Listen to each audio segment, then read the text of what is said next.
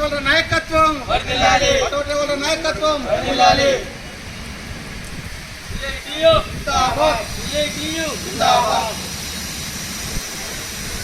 Auto డ్రైవర్ల నాయకత్వం, CITU,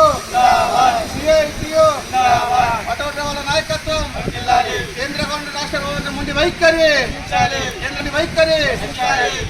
transport federation, CITU, auto union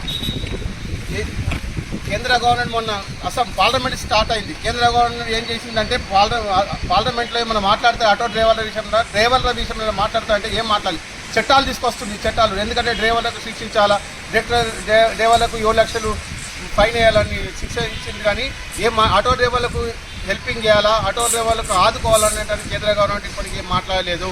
ఎందుకంటే ఇన్సూరెన్స్, ఫిట్నెస్, డ్రైవర్లకు ఇన్సూరెన్స్ కేంద్ర గవర్నమెంట్ ఇస్తాని హామీ ఇచ్చింది. కానీ ఇప్పటికీ ఏం మాట్లాడతలేదు కేంద్ర గవర్నమెంట్ కానీ రాష్ట్ర గవర్నమెంట్.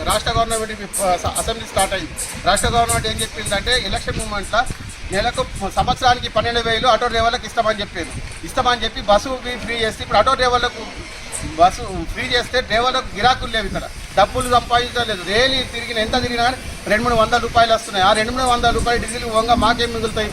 అందుగురించి రాష్ట్ర గవర్నమెంట్ 12,000 రూపాయలు వెంటనే ఇవ్వాలి. నిన్న పార్లమెంట్లో బడ్జెట్లో మనం మాట్లాడితే ఏం మాట్లాడాలి, ఇన్సూరెన్స్, ఫిట్నెస్ అన్నీ గవర్నమెంటే భరించి ఆటో డ్రైవర్లను ఆదుకోవాలి. ఇళ్ళ స్థలాలు, రేషన్ కార్డులు ఇవ్వాలి.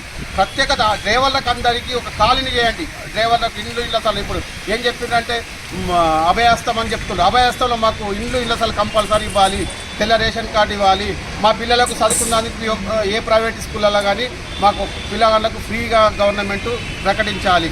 మరి 12,000 వెంటనే ప్రకటించాలి. లేకుంటే కేంద్ర గవర్నమెంట్కు రాష్ట్ర గవర్నమెంట్కు డ్రైవర్లు అందరూ బుద్ధి చెప్పే రోజులు దగ్గరికి వస్తున్నాయి. అందుకని వెంటనే ఆదుకోకుంటే బుద్ధి చెప్తాం. రాష్ట్ర వ్యాప్తంగా ఆందోళన చేసేందుకు సిద్ధమవుతాం.